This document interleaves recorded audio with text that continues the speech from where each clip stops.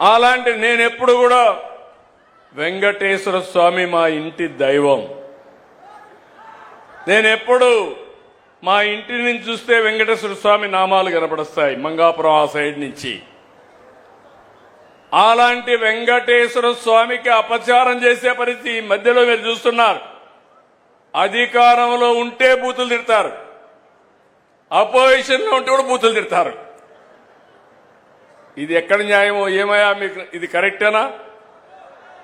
మీకైతే కోపం రాదా? మీ తల్లిని తిడితే మీకు కోపం రాదా? మీ ఇంట్లో వాళ్ళని తిడితే మీకు కోపం రాదా? మనం తిట్టించుకోవడానికి రాజకీయం చేస్తున్నామా? బాధ, ఆవేదన, లెక్కలేనితనం, ఆంబూతులు మారిగా తయారైపోయారు. ఒకసారి రెచ్చగొట్టే ప్రయత్నాలు చేస్తున్నారు. రాష్ట్రాన్ని సర్వనాశనం చేశారు, గంజాయిమయం చేశారు. నేను ఆ రోజు మీకు చెప్పాను ఒక మాట, నేను అన్ని సమస్యలు పరిష్కారం చేస్తాను కానీ గంజాయికి అలవాటు పడిపోతే అది ఒక వ్యసనంగా మారితే వాళ్ళని మార్చడం చాలా కష్టం అని చెప్పాను, మీకు జ్ఞాపకం ఉంటుంది. అదే జరిగింది. మొన్న మదనపల్లిలో చూశారు, మళ్ళీ గంజాయి తాగి మృగంగా ప్రవర్తించే పరిస్థితికి వచ్చాడు.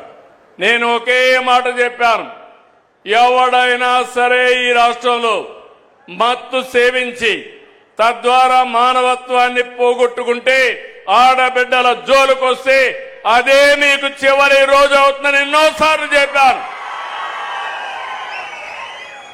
ఇప్పుడు కూడా ఆ మాట కట్టుబడి ఉన్నా. నేను ఎవరిని వదిలిపెట్టాను.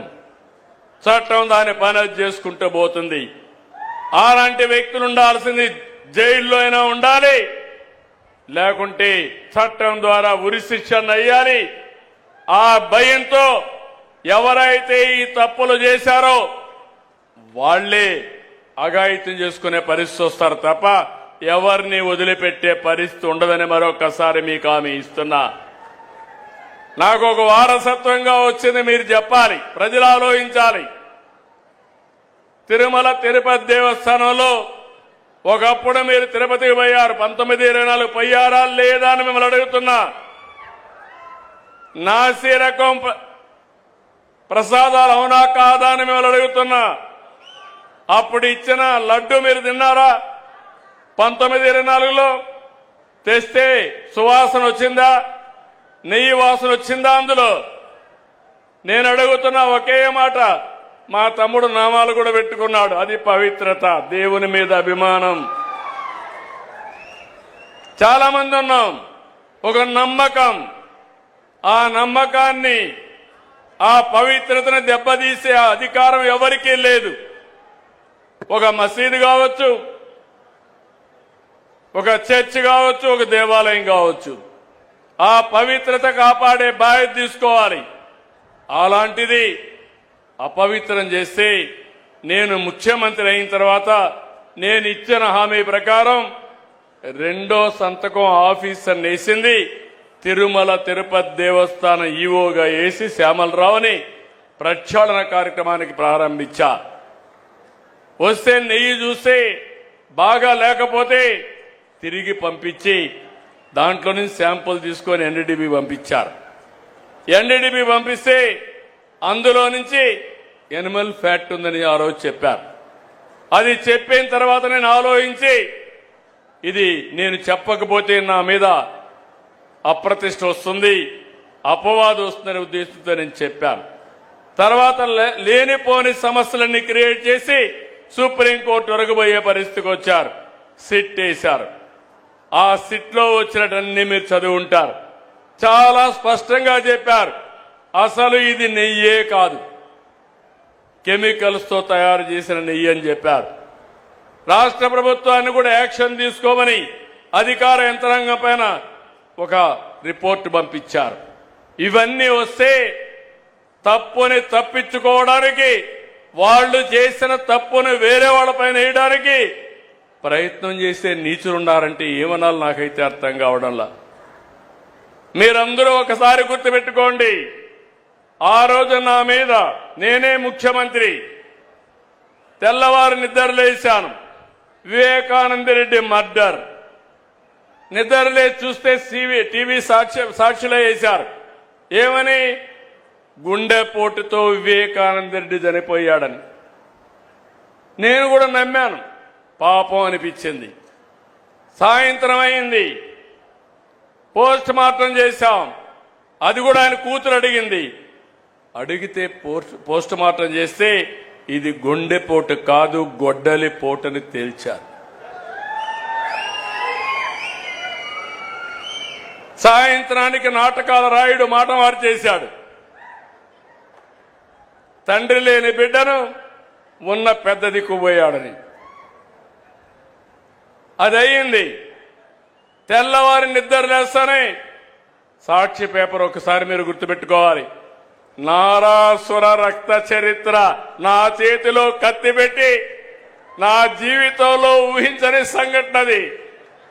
నేను రాజకీయం చేస్తాను గాని రౌడీల గుండెల్లో రైళ్లు పరిగెత్తిస్తాను గాని సంఘ విద్రోహ శక్తులను అణిచివేస్తాను గాని ప్రాణానికి కూడా లెక్క పెట్టుకోను గాని నేను నేరాలు చెయ్యబోనని మీ అందరికీ హామీ ఇస్తున్నా.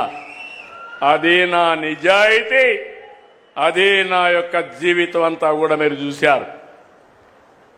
అలాంటిది పాపం ఆ అమ్మాయి కూడా వాళ్ళ చిన్నాన్న కూతురు మోసపోయింది. తర్వాత తెలుసుకునే కొద్దిగా లేట్ అయిపోయింది. ఇప్పుడు తిరుగుతా ఉంది. సెక్యూరిటీ కూడా పెట్టుకొని తిరిగే పరిస్థితి వచ్చింది.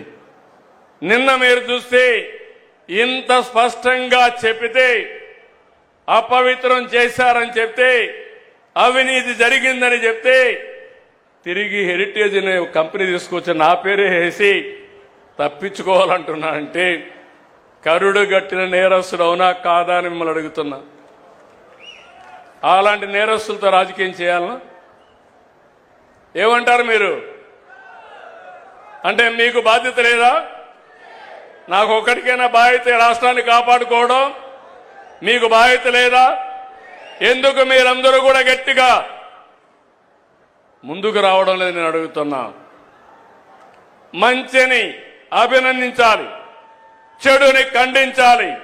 చెడు వ్యక్తులను కూడా ఎక్కడికక్కడ మీరు నిరాకరించే పరిస్థితి రావాలి. అప్పుడే రాజకీయాలు ప్రక్షాళన అవుతాయి. అట్లా కాకుండా ఏదో చిన్న దీని మీదనే ఆలోచిస్తా కూర్చుంటే నాకెందుకు వచ్చిందని మీరు ఇంట్లో పడుకుంటే 5 ఏళ్లు మీకోసం నేను కష్టపడ్డా. కడాన నాకు ఎప్పుడూ కలలో కూడా ఊహించలేదు. నేను కూడా జైలుకు పోవాల్సి వచ్చింది. దేని మీద పోయాను మీరు చూశారు. నాకు ఒక నోటీస్ ఇస్తే నేను సమాధానం చెప్పేవాడిని. ఉన్న పళంగా నిన్ను అరెస్ట్ చేస్తున్నా అని పట్టుకొచ్చి లోపలేసే పరిస్థితికి వచ్చారు. కానీ దేనికోసం పోరాడాను? దేనికోసం? 40 సంవత్సరాలుగా నన్ను అభిమానించారు.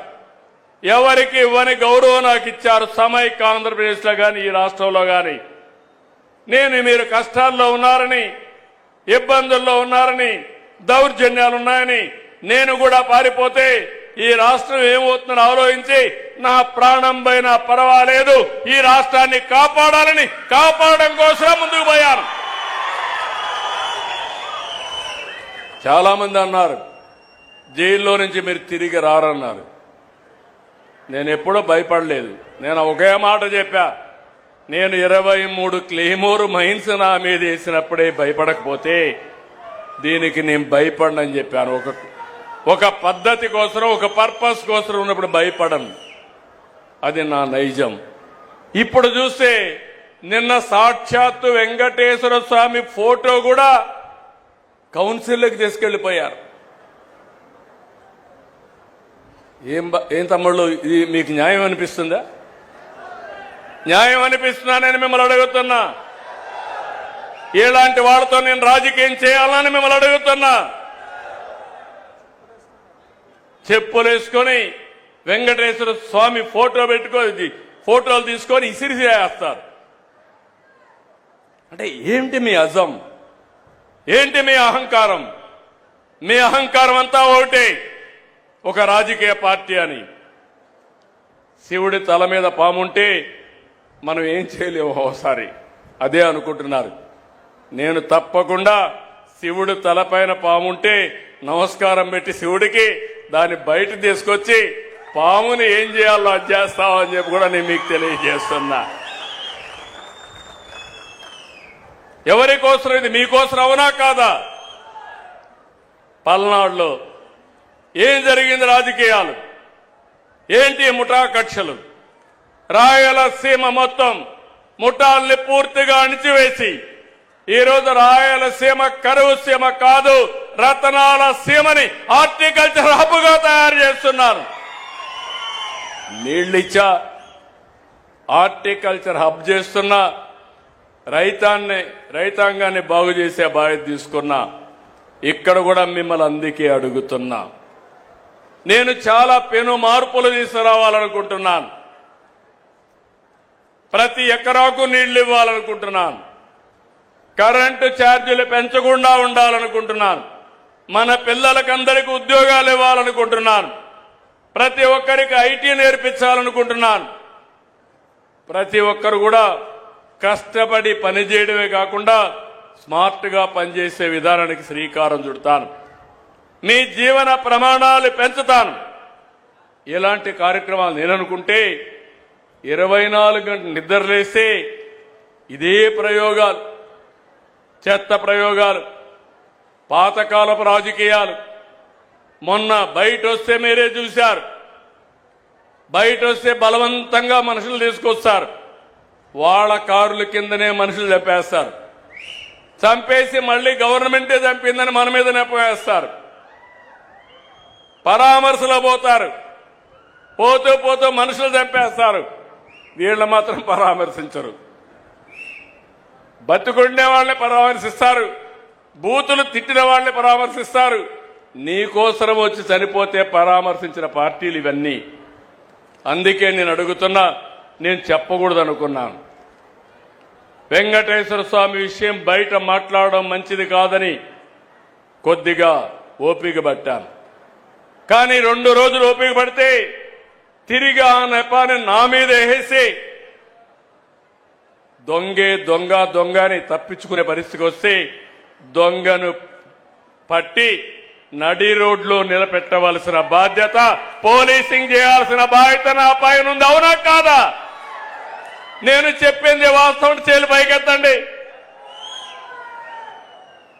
మీరు నాతో నడుస్తారా అని మిమ్మల్ని అడుగుతున్నా.